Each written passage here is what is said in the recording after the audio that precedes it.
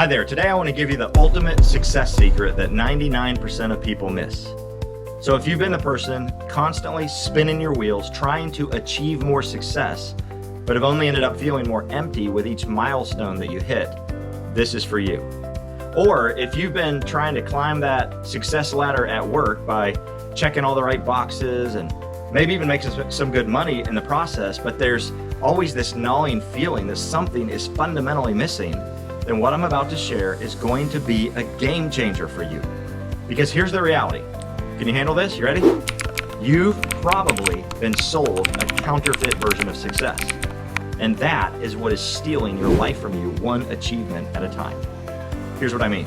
Most people think success is about accumulating more money or more recognition or more toys, more stuff, but I want to show you that that's exactly backwards and why the ultimate success secret has really been hiding all along in the very first chapter of the very first book that was ever written. Now, before we can talk about achieving success, we first need to know what we're actually aiming for, right? What is true success? Because if I'm talking about one thing and you're thinking about something else, then we'll both end up wasting our time in the process. So here's what I'm talking about.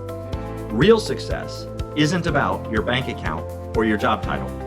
It's about discovering the specific purpose God created you for, then developing yourself to optimize and fulfill that purpose, and ultimately then deploying yourself to experience your maximum potential in that purpose.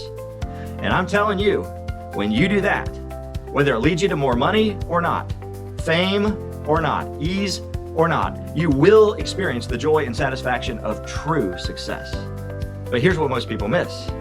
To experience that, you have to be willing to first surrender to your purpose before you even know what it is.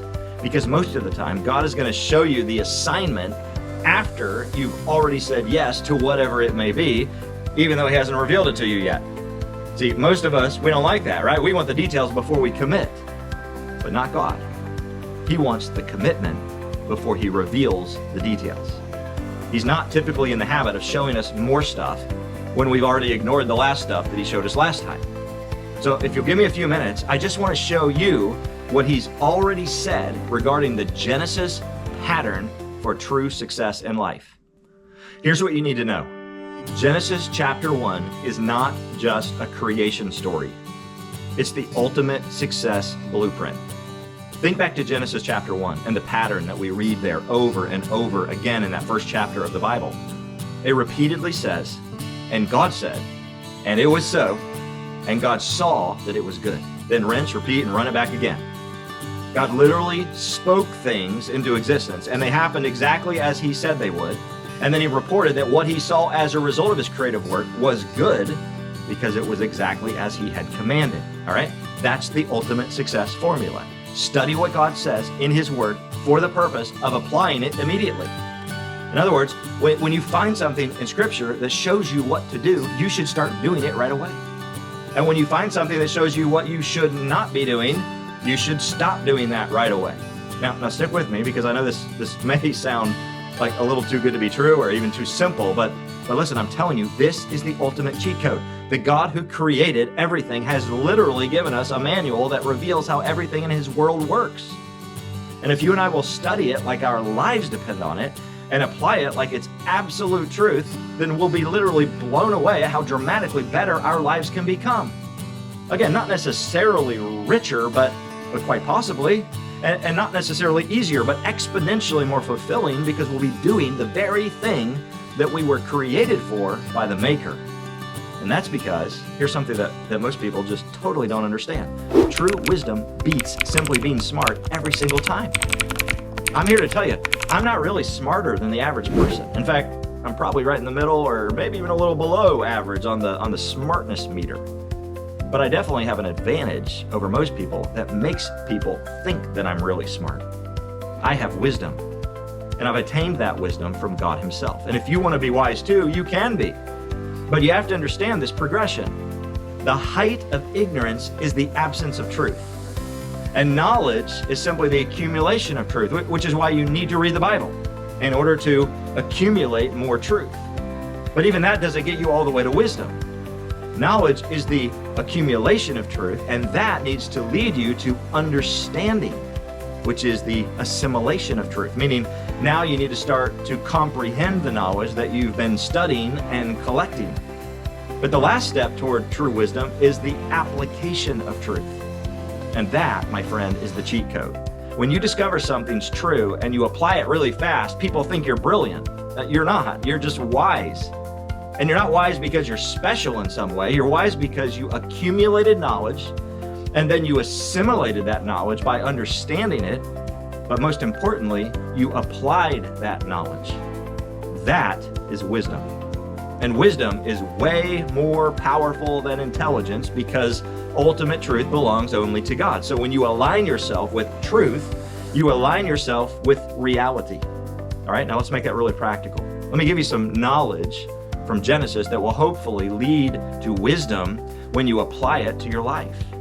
I want you to think about the fact that when God created things in Genesis, He created 3 distinct categories of things.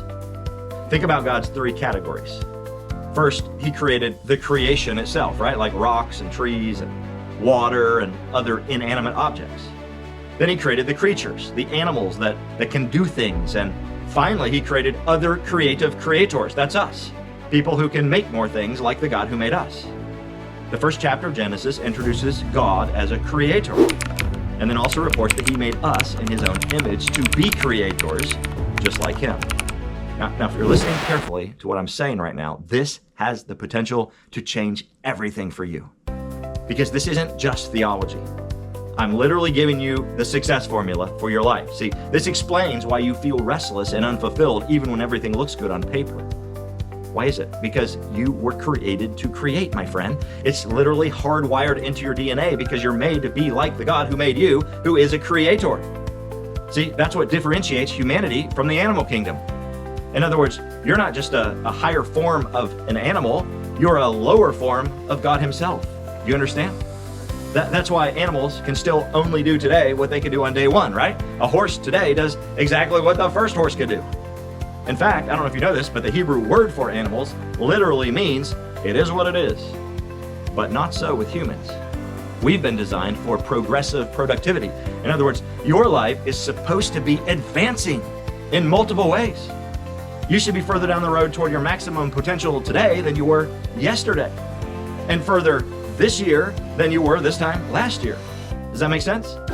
Humans were created to create, which means that our lives are made to be naturally, progressively productive.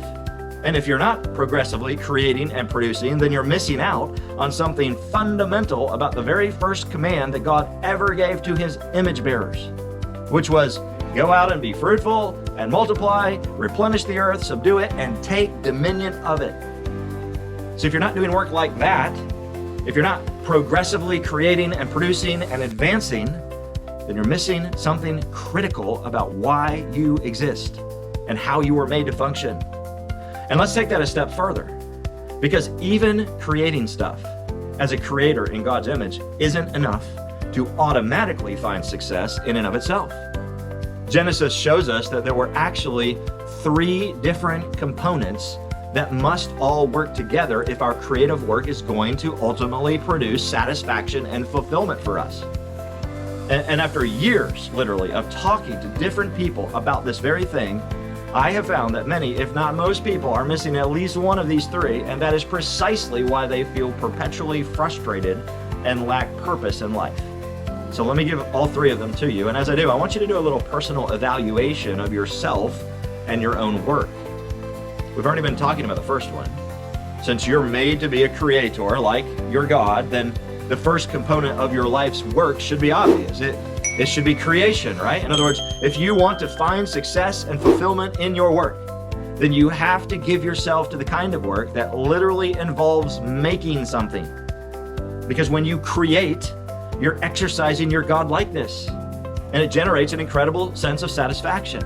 This is true of every age and every life stage. I mean, have you ever noticed how even little kids will naturally love to make things, right? You don't have to teach them that. They're born with it in their nature. They love to color. They love to shape things with Play-Doh. They love to build things with Legos. Why is that? Because they are designed to create like their creator. And when they do, it produces high degrees of satisfaction. So since that's true, we should also expect for the flip side to be true.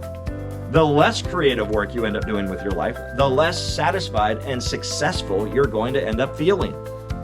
And if you want to turn that around and experience the highest degrees of success and satisfaction and fulfillment, then you've got to start prioritizing work that puts you into a position where you can be a creator. And here's another thing to evaluate. Genesis teaches us that the second component of our work that will lead us to success is genuine connection. Because even creation without connection will become hollow over time. That's why God said in Genesis 2, it's not good for the man to be alone. Remember that? And it's why Scripture reports that God himself would walk with the first man in the garden in the cool of the day. And eventually he made a woman to be his companion. I mean, even God himself, who is self-existent, self-sufficient, and self-satisfied, wanted connection, right? That's why he made us in the first place. And the point is that you and I need other people in our lives who can appreciate what we've been called to create and can even join us in the pursuit of creating that thing with us. See, if you create something amazing, but you have nobody to appreciate it with you, it loses its luster.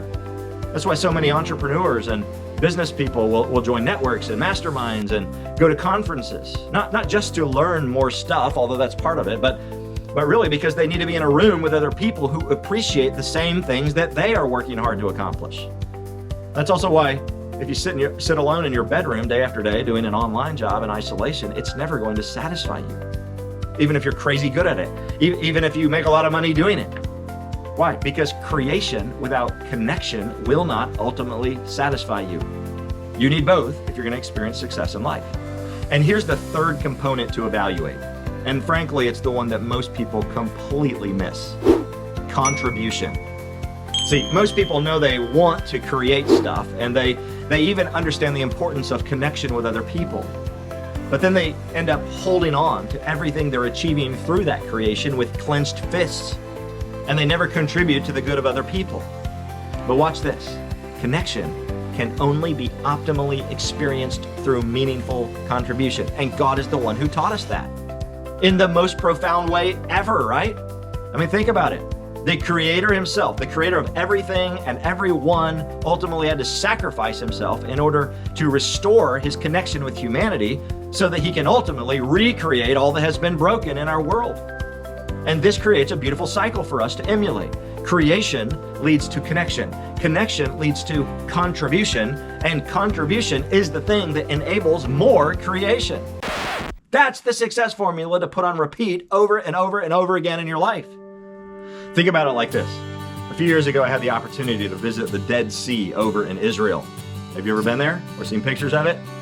It's an incredible place. It's one of the few bodies of water in the entire world where you literally cannot sink. The salt content in that water is so high that you literally float on top of the surface. And nothing at all can live in that sea. There are no fish, there are no birds dipping down into it. It is completely dead. It's beautiful, but nothing lives in the Dead Sea. And do you know why the Dead Sea is dead? I'll tell you. Because it has an inlet but no outlet. So it only accumulates but never contributes. And that's precisely what kills it. Too much accumulation and not enough contribution. See, I'm telling you, that's what most people have unfortunately been taught about their wealth generation and their other forms of success in life.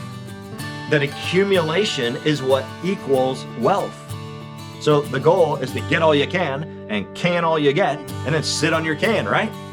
But that's the same old strategy that the Dead Sea has been trying for centuries.